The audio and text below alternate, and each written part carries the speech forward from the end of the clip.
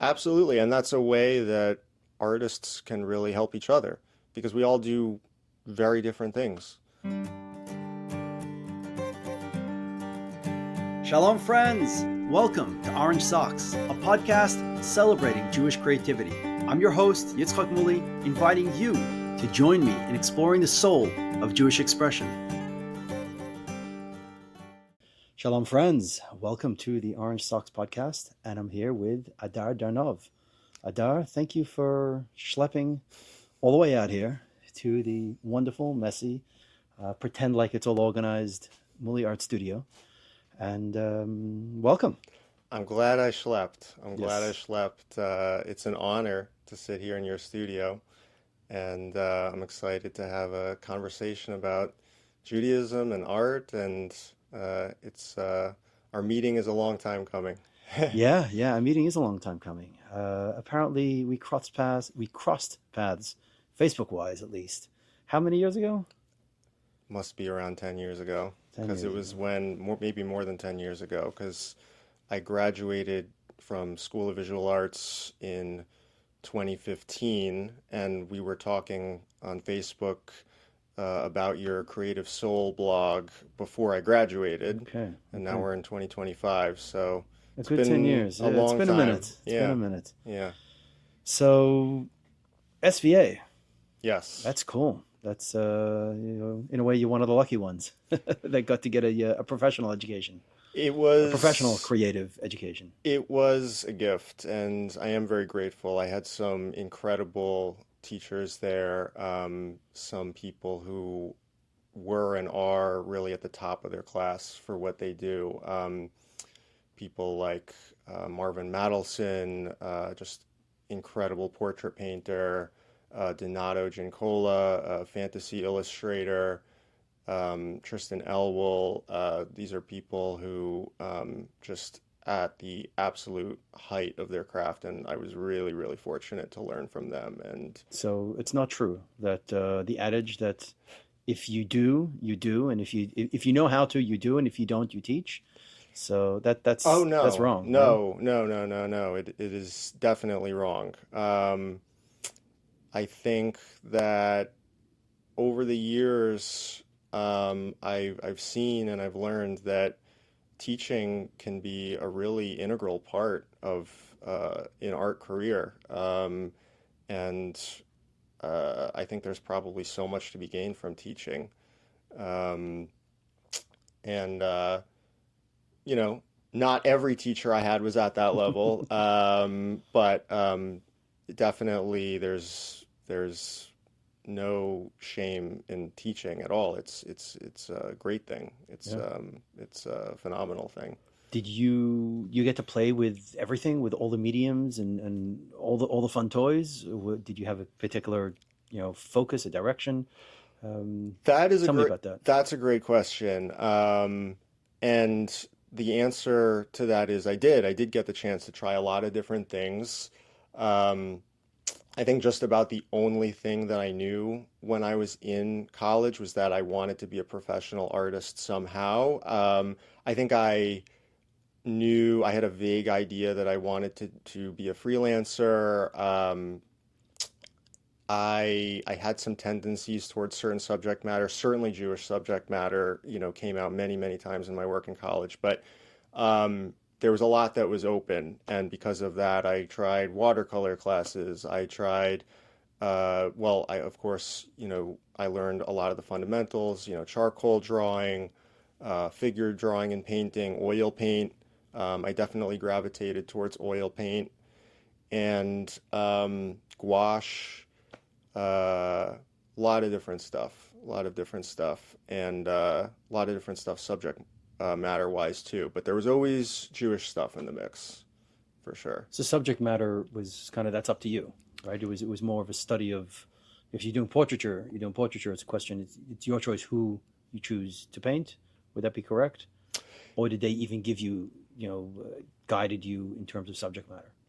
So that's a good question too. I would say in terms of some of the foundations types of classes, certainly it was, dictated by painting a particular model in the classroom, like a portrait painting class, you show up, there's a model, you paint it. With other classes, though, like illustration classes, let's make a distinction for a moment between illustration and maybe traditional foundation types of classes or academic art. That's the word I'm looking for. So from a school perspective, there is a difference between academic art and illustration. Yeah, so in the sense that academic classes would focus on your core skills, right? Your how do you represent things, how do you use the materials, and then the illustration classes focused a lot on storytelling.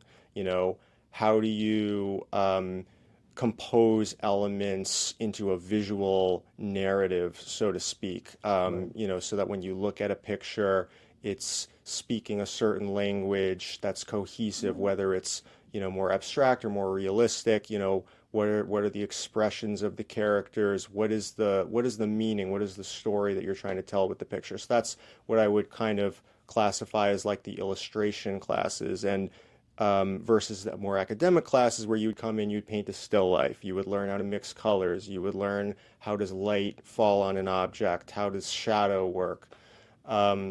And to go back to your original question, the illustration classes were really wide open in terms of subject matter. Right. We would get prompts a lot. We would get sometimes we would get a story provided by the instructor, but a lot of times it was a much looser theme, and we would pick something related to that, but it was pretty open. So interesting. The illustration idea is telling a visual story. Yes. And it's almost like creative writing should be doing illustrating, and illustrators should be doing creative writing. Yes. Like bringing them together. And I suppose, what's it called? Adult comic books? Yes. There's a term for it. Graphic novels. Graphic novels, right. So graphic novels does bring those two together. Absolutely. Yeah. And children's book, Right. is kind of a category where there's a lot of crossover there. You'll see like a lot of children's book illustrators will write their own books. Right. But yeah, you're correct about that, and that it's a similar type of thinking. Are all of the elements of the story, contributing to a narrative, as opposed to maybe, and I can't speak to what would be taught in fine art classes because that was not my major. My major was illustration. But I think in fine art, it's more about the idea of the piece, and maybe there's a story, but I think not necessarily. I think there can be an idea present, maybe a symbolism, maybe a concept, but it's not necessarily one that's like told through characters, for example. Right. So It's an interesting distinction of idea versus story. Yes. As a way of, kind of broadly breaking down the two. Right. And a story can have ideas, of course. Of course, absolutely. But it doesn't necessarily have to. It can just be about characters who, wind their way through a story, and it's about the action, or it's about, drama of some kind. It's not necessarily about a deeper meaning. But deeper meaning and symbolism is something that I love about your work. And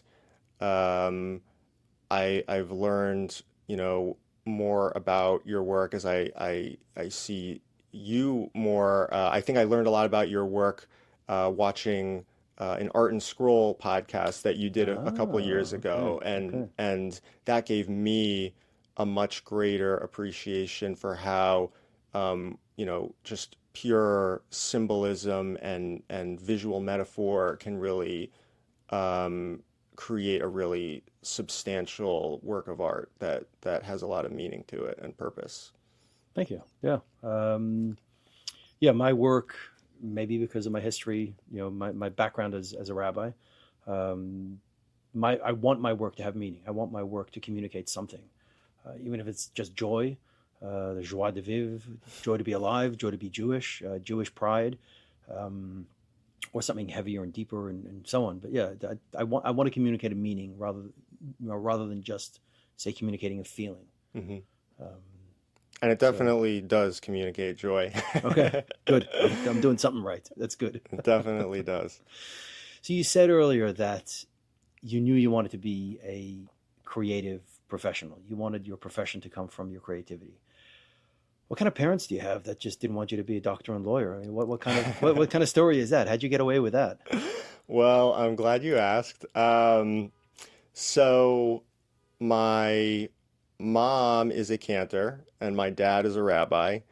And Are they a team or they work in different places? so they worked in different places. They Ah, worked in different synagogues. so that's the secret to a happy marriage is praying in different congregations. Maybe. Um, but that, not only were they a cantor, not only are they a clergy, but they were both also very creative people.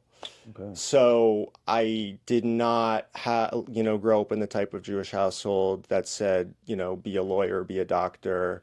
Um, and I was, supported to do, whatever creative endeavors I wanted to do. I was supported to explore that.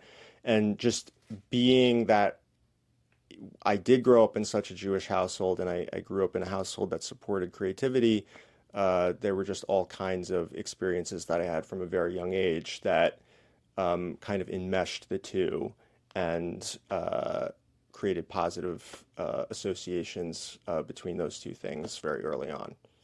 That's beautiful. That's again, lucky you. Yeah, it was. I was fortunate, certainly. Not everybody has that. So at what age, were you drawing all your life? You're one of those kids that, grew up with it, Absolutely, absolutely. Um, I'm one of those kids. I just didn't stop. I think we're all. I think most people, as kids, right? They draw, they do creative things. Um, I think it's just that some of us move on and some of us don't, and that's fine. Um, like I said, I just happened to have the the environment that allowed me to keep doing that. right? Yeah. Beautiful. So at what age would you say, at what age did you kind of find your voice, find what you wanted to stay, or have you found your voice? Maybe we'll leave that open. Yeah, right. I mean, Like Judaism is so broad, storytelling is so broad, illustration is so broad. Um, yeah, how do you find yourself along these ways? I love that question because I think truly, it's something that I've been seeking for a long time.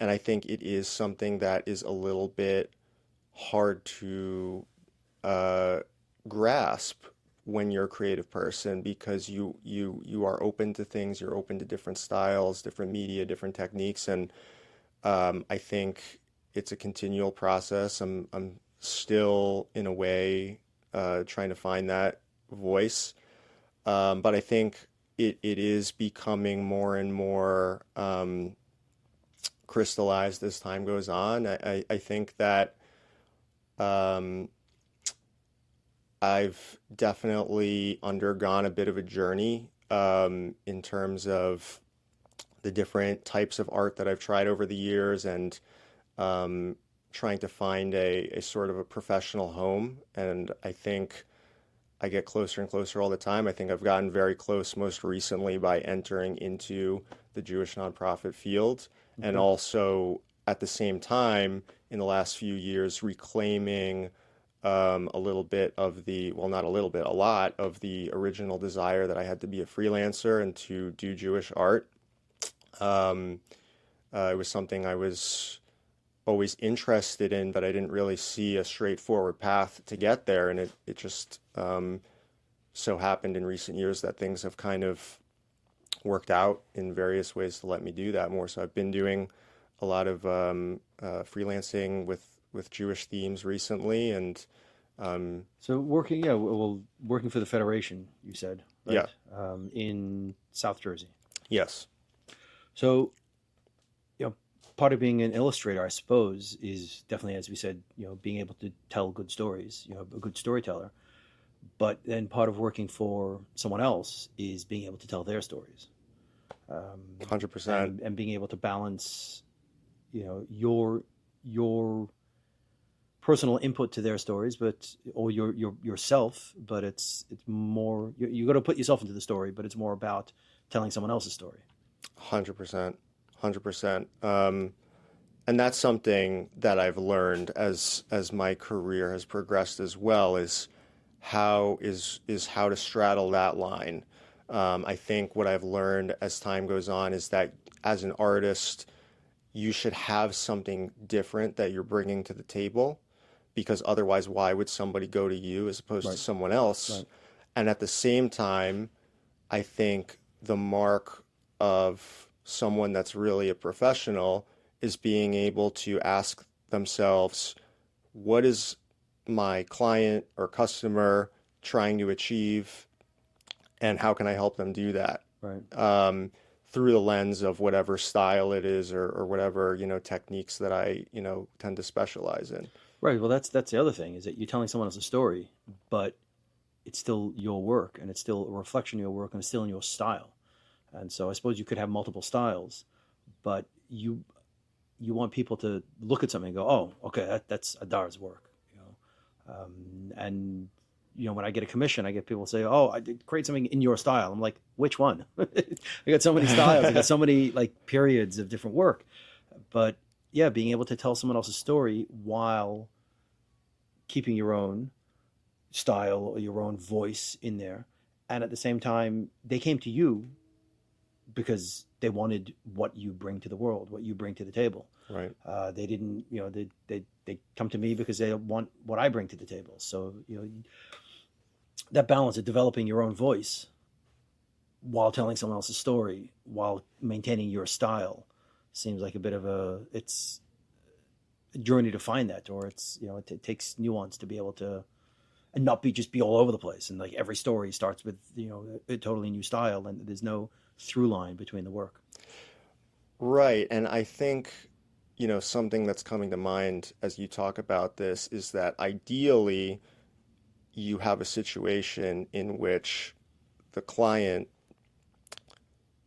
is doing a good job at choosing you as an artist, also because they think that what you bring to the table matches with what they're looking to achieve and hoping to achieve. And I think when that happens, when you have a great pairing of an artist and someone who is commissioning that artist, that's when real magic happens.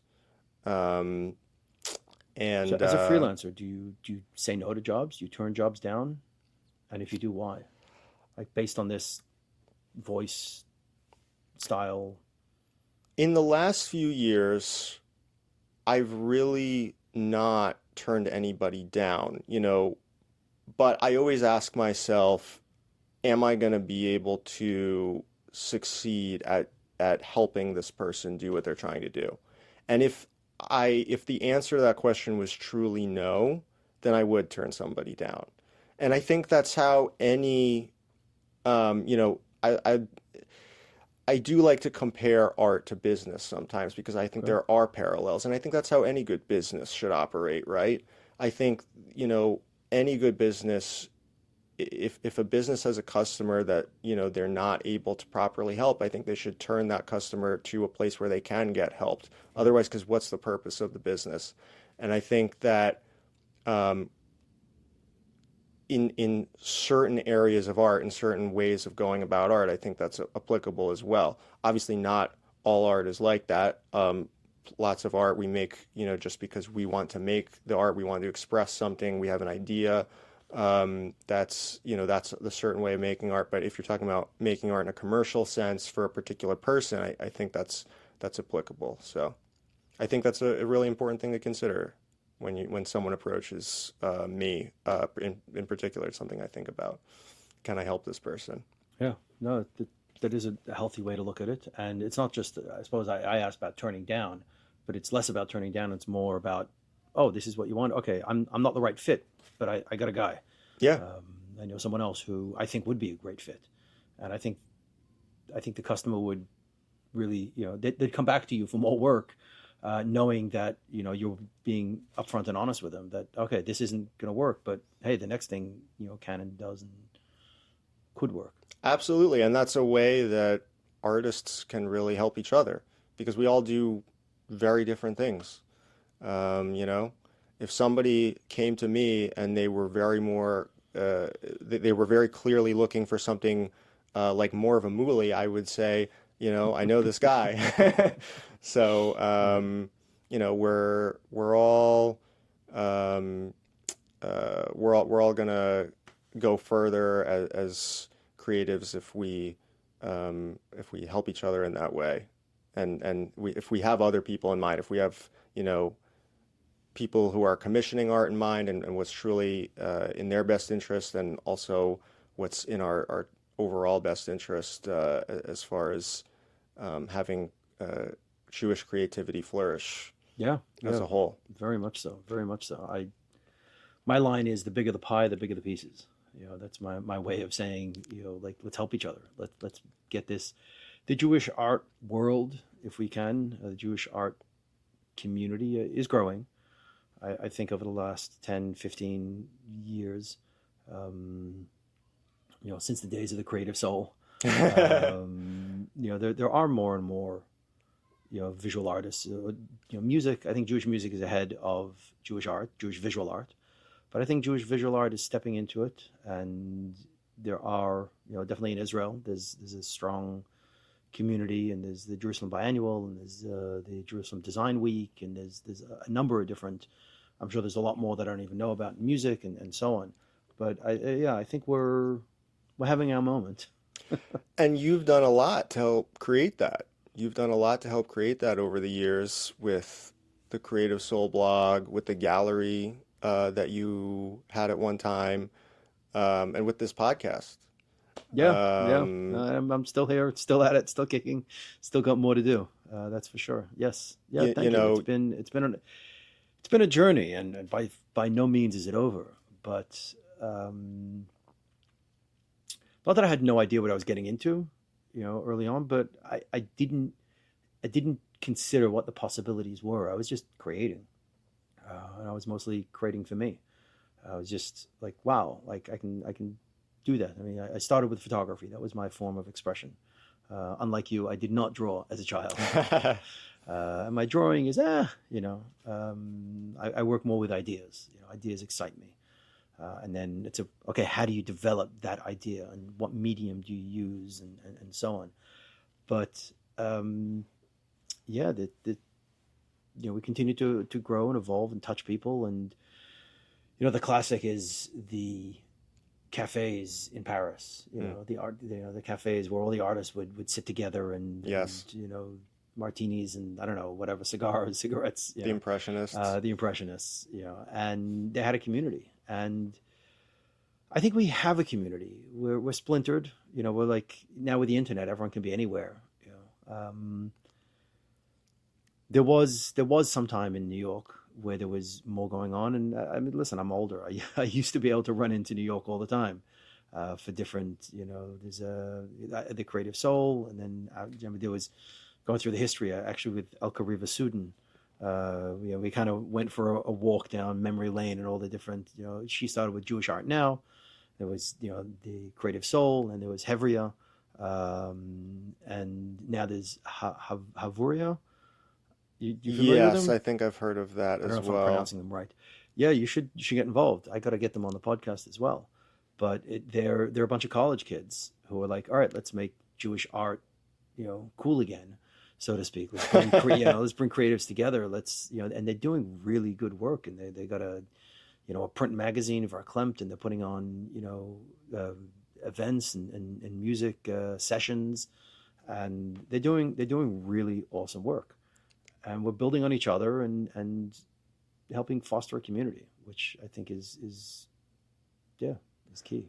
So one thing I wanted to ask you actually is, you just said, like, for yourself, you just started creating art at one point just because you wanted to make things.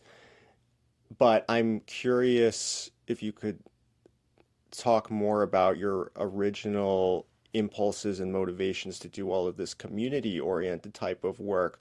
You know, uh, was it just a desire to grow this community more, to connect with other artists? What was that motivation for you? I definitely think it's the Chabad rabbi in me. This idea of, community organizer, if you will, getting things done. But one of the pivotal points for me was, and I forget the year, and 2012, somewhere between '09 and 12. I forget when. I should look it up and remember, but went with my family into Crown Heights, Brooklyn, to buy Lulav and Esrog. It was the day before. It was the evening before Yom Kippur, so we go do kaparas. We do a whole ceremony with the chicken, and then at the same time we go buy a Lulav and Esrog because Sukkot is right around the corner. It's the next time. So we're in Crown Heights, and there's all these pop-up shops, selling Lulav and Esrog. It's very seasonal, very narrow season to get it. And I was in this store, and it was this big, storefront, and it was right in the heart. I don't know if you're familiar, but during the middle days of Sukkot, there's what's called Simchas Pesach Eva, which is dancing in the street. So it's reminiscent of the dancing in the temple, and the Lubavitcher Rebbe inspired, and got his community to set up this, huge block party essentially. And they close off 2 blocks, and I mean the music starts at like 8 p.m. It goes till 6 a.m. Literally, Wow. through the night. I mean, it's Awesome. You got to check it out. If you haven't, you got to check it out. But it's so the store was like right there, not right where the dancing is, but like 1 block away. It was a perfect location. So I said to them, I said, like, what are you doing? What are you do afterwards? Like, what do you do once Sukkot starts? You're not selling lulav and sorghum. What's happening with the store? He says, oh, the owner, we rented it for the week. Give me his info. So I called up the owner. And I said, what are you doing with the store? They're going to renovate in a month, something, getting permits. So I said, can I rent it too? So he's like, yeah, he gave me a price. And I think it was $1,000 for a week, which for a storefront, Wow. is pretty decent price. Yeah. I mean, it's a few days ago, but, and I created a show. And, we called it Chassidim of Color. We're, retroactively calling it Chassidim with Color. Just to make that clear, it's if you're a chassid, you define yourself as a chassid, you have Right. color to share, come share your color. And put out a call. Facebook was all the rage at the time. And I mean, we had 4 days to put it together. And I just said, like the prerequisites are if you're a chassid and you have art to show, come. And we filled the walls, literally floor to ceiling, with art. With people came, like a 13-year-old boy came with his mother, a 90-year-old woman came with her daughter. And just people wanted to put work up on the walls. And I mean, I was curating, but I kind of wasn't really saying no. It was something that wasn't, so I'd say, oh, what else do you have? And it was just floor to ceiling. And it was amazing. It was really amazing. We sold a few pieces. We covered our costs. I charged all the artists a few bucks to be able to just cover everything. Sure. And it was really amazing. Like there was, artists from the previous generation, kind of like our parents' age artists, and people wouldn't leave. Like officially we were closed at 2 a.m., because I had a day job still. I was still a rabbi, and Sukkot is busy time and stuff going on, and I couldn't lock the doors. I couldn't get people out. It was just, there was an energy. And I mean, definitely, on the streets and, people coming and going and so on. And yeah, it was just like the beginning of like, wow, there's something here. There's really something here. I think it goes to show that there's a lot more creativity bubbling underneath the surface than people realize, and that there is a lot of creativity and visual arts in particular in the Jewish community. We just don't always realize it. We don't always see it everywhere necessarily, but and we don't celebrate it enough. The commercial art, yes, gets its place, in the Jewish magazines and whatnot, and the things that you need, the signs, and but yeah, there were 2 kinds of people. I mean, so many people came through, but I remember, people from the Hasidic community from Williamsburg or Borough Park, and a middle-aged gentleman came with his kids and says, He looked around. He goes, "So what's this?" I said, "It's a gallery." But what's this? You know, and what's a gallery? It's showing people's art. But what's this? He didn't like it's for sale. It's like it's a commercial enterprise. It didn't click. It just didn't click. He didn't quite understand what was going on. You know, art for art's sake, so to speak. And then there was, I don't know, the same day or another day, but a young teenager from the same community. He came in and he's like, his eyes lit up. And it just hit him and he got it. And I was like, all right, this is for him. Like, this is why we're doing this. For people like that who you tell them they can, you know, you're kind of giving them permission. Not that anyone needs permission, but you're showing them what's possible. You're communicating what can be done. And I think that's a gift that I've been given, is to be able to show people, lead by example, but to show people, hey, you know, this can be done. So that's it right there. I mean, I think you said it. I think you were just trying to create art for art's sake. You were trying to create this space where people could show their art, and clearly it resulted in this space where people could connect with each other and experience something different and new for the first time, and that's beautiful. That's incredible. Yeah. And it lasted all week and then came down, but it led to other things.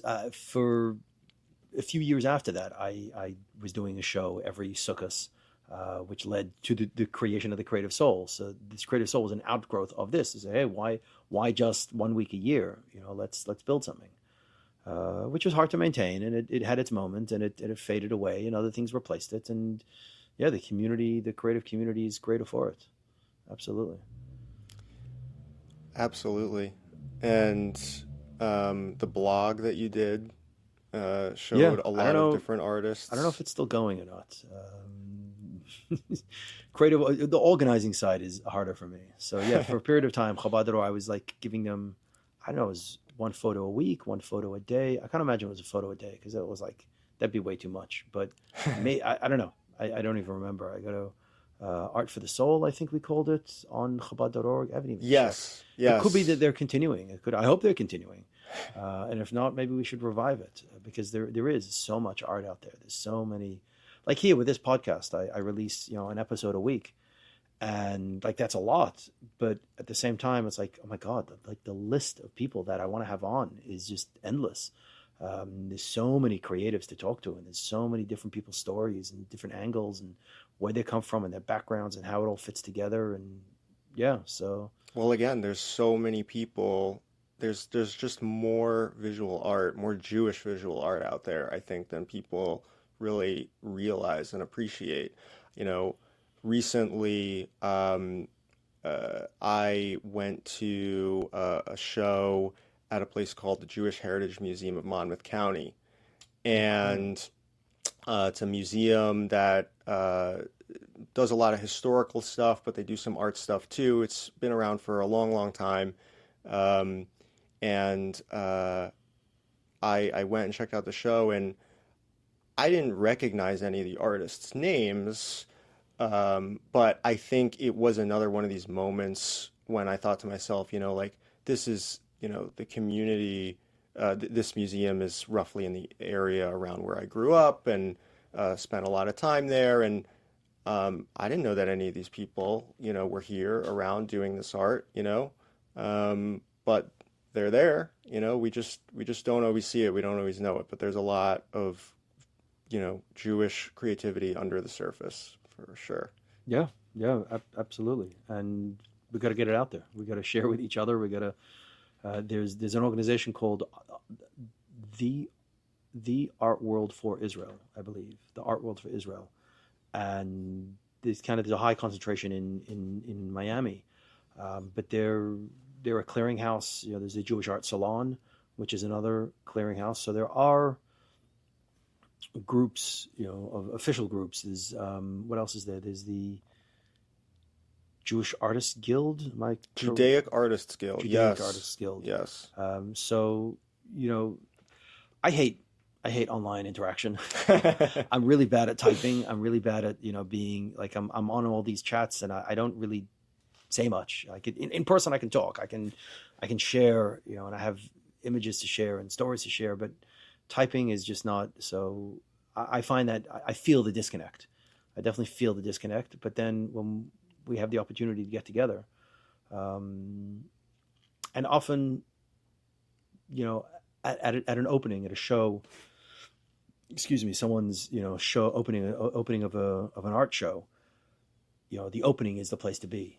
Yes. With all the other artists, and often a bunch of artists will get together afterwards and go for eats, for drinks, something, just to and then those are those moments. Those are the cafe, the cafe in Paris, Yes. kind of moments that go into the night, and The exchange of ideas, the exchange of inspiration. just knowing that you're not alone out there. Not that I know we're not alone out there, but that, hey, these are my people. Yes. Yeah, so I'm grateful that I live in North Jersey and not Wyoming. As beautiful as Wyoming is, there's not much of a Jewish art scene, and yeah, that definitely is important. I'm curious, so you did say a moment ago about how in your time doing this, you feel like the community is growing and there are more Jewish artists now, there's more Jewish art now.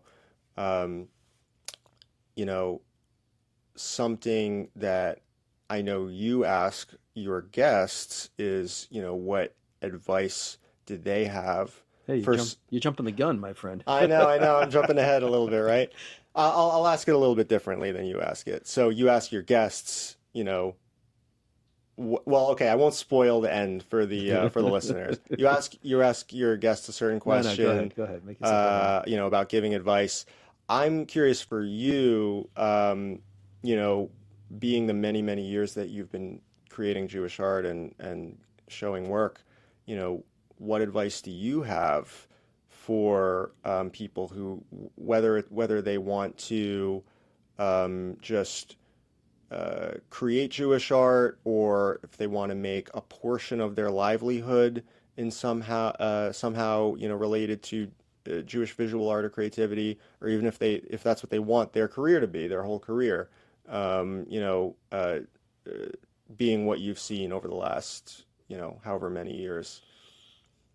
Yeah. What's my advice?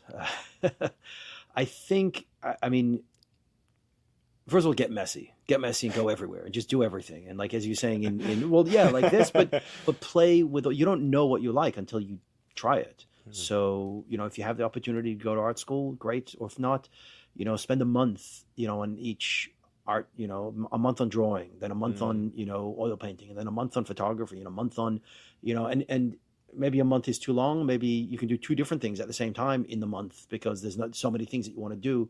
But, and once you kind of hone your craft, and then to me, the most important thing is have something to say, find your voice, which is a lot harder than, easier said than done.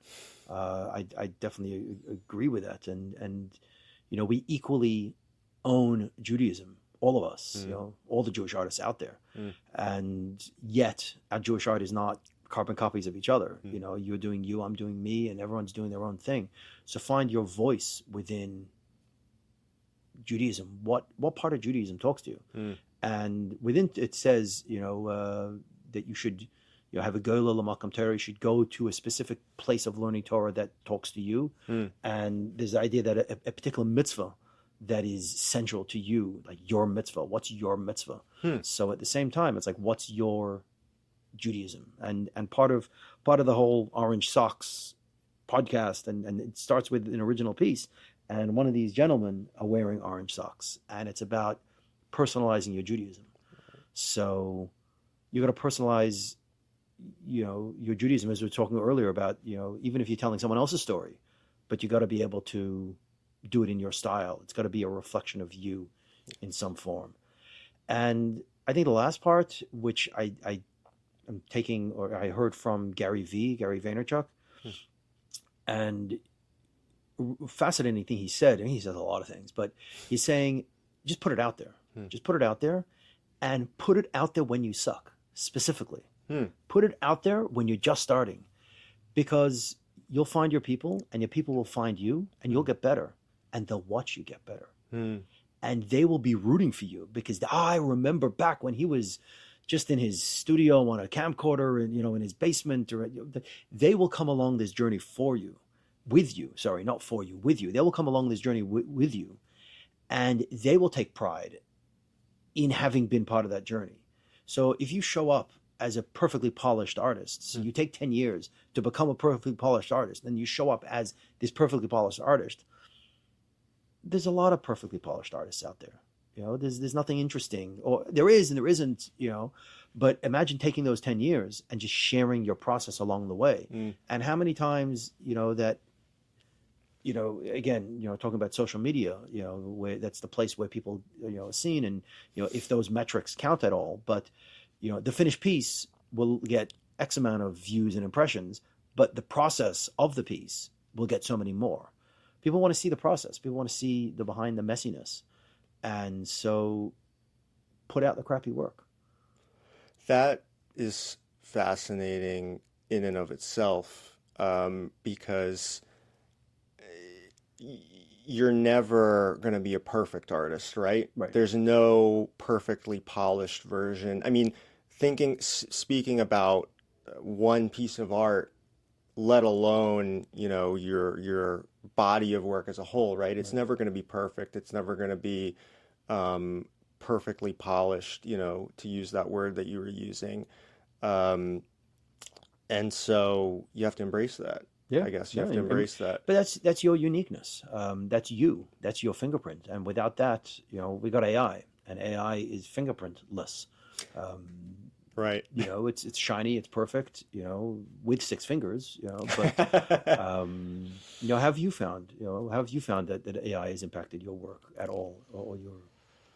So I think that my biggest issue with AI is in seeing someone like Sam Altman, and I have a lot of respect for how these tech CEOs have created these incredible capabilities, but seeing someone like him talk in a way that's basically totally dismissive of the fact that these technologies are swiping, intellectual property. That's my big issue. And I think that's something that is hard to quantify in terms of how much that affects someone like, you or me. I'm not terribly afraid of AI stealing my job per se, but I think it is really unethical to the extent that, these training models are using people's work without their permission. I'm hopeful that, with this big lawsuit with Disney and I can't remember if the lawsuit is with ChatGPT or not, but it's with one I'm of not the. even familiar with this lawsuit. Yeah, so there is a lawsuit going Disney on. is suing Disney is suing one of the AI companies for their intellectual property. Yeah, and for producing images that contain their intellectual property. It's so wonderful because Disney is the one that keeps on pushing the copyright for longer and longer, and trying to hold on to their intellectual property, and not and now Well, maybe they'll turn out to be the warriors on the front that help out guys like us if they turn out to be victorious, because we don't have the resources to take on big tech, obviously, but maybe they'll be able to stick up inadvertently, stick up for the rest of us if they actually come out on top. I guess we'll see. That's where I come down on my concerns about AI. As far as actually using it, I use it and it is helpful. I use pieces of it here and there, particularly when it comes to graphic design. If I want to generate like a little icon that would otherwise take me a couple hours to make and stick it in a design or something, that's useful. I think what AI has a hard time doing, and I don't think I don't know that it's ever really going to be able to do this, is like, someone like you, like your pop art series, for example. That's a series of multiple works that all have a very distinct vision that came from you, and they're all clearly connected. All of those pieces are connected. And I think it would be hard to do that with AI. I don't think that AI can kind of get an overall vision. Right. Um, Or then you have a human behind it prompting the next ones, using that style in, Certainly. yeah. So you got an iPad in front of you. You got any work to share? Yeah. I can show some of the work I've been doing. Um, so we can talk about the freelance work I've been doing. You Well, what's know, your favorite Jewish piece, or what's a Jewish piece that well, my communicates? favorite piece would probably be the one or both of the ones that I recently did for Jewish Federation. So these are the biggest pieces that I've ever done. Want to hold it up to the camera? So these are 18-foot panels. I'm not sure how these are falling Yeah. into the camera right now, but hopefully they're somewhat visible. These are 18-foot panels that contain, the first of which contains several Jewish values, the second of which contains the areas of impact that our Jewish Federation focuses on, and it was one of the first projects that I worked on when I came to Federation, and I think they're just very meaningful pieces because they represent what we stand for, they represent what we're trying to do. In many ways, they get closer to me of that, vision, get closer for me of that vision and voice that I'm trying to, Right. focus on, like we talked about earlier. Um, it's interesting because a lot of my work focuses on using traditional techniques of like modeling and representation, and these are a little bit more flat, design based, but I think they're also very symbolic. So Nice.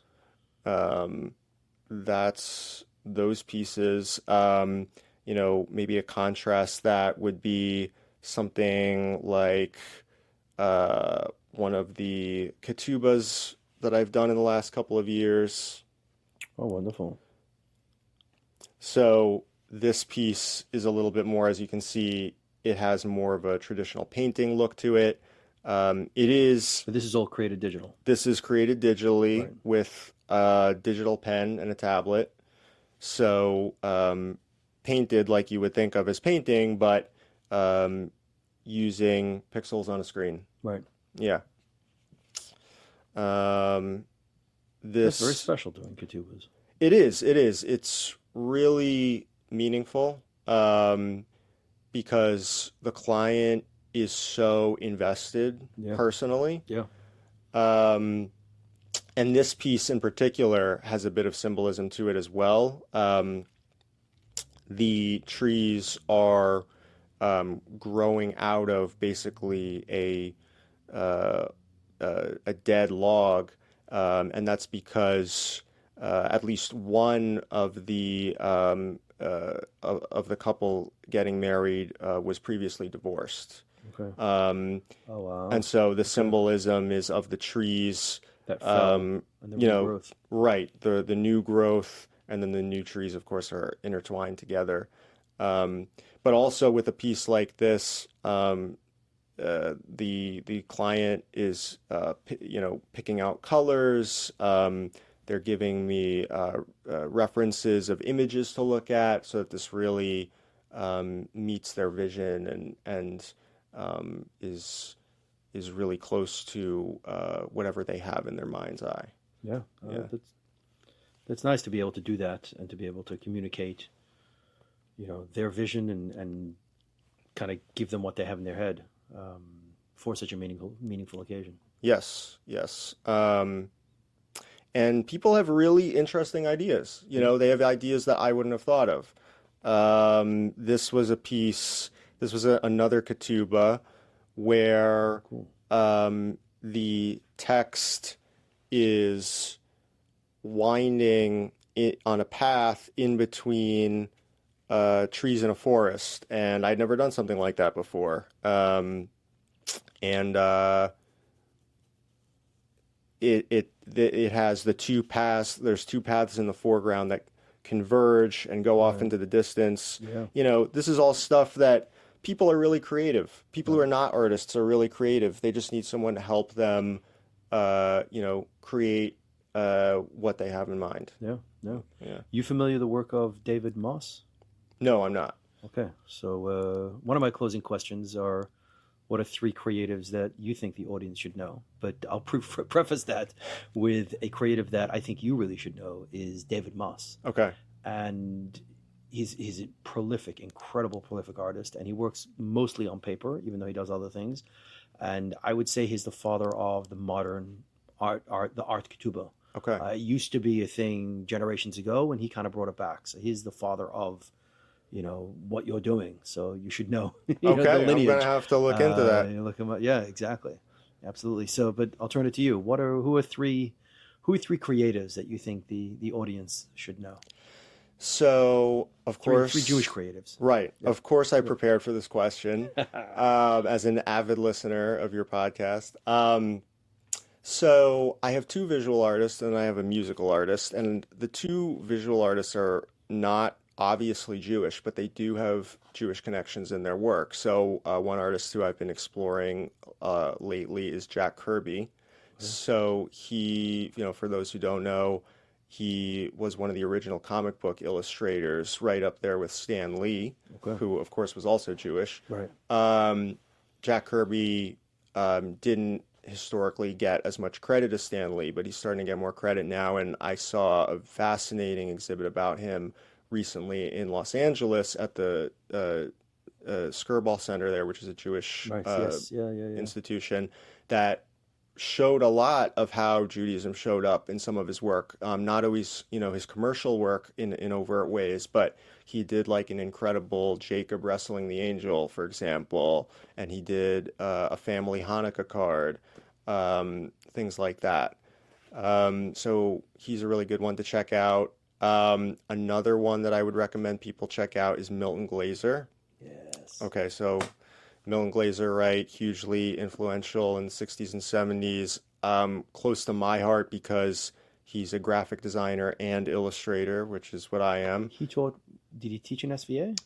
Yes. Yes. In fact, they have a whole research center devoted to him and archives of his work.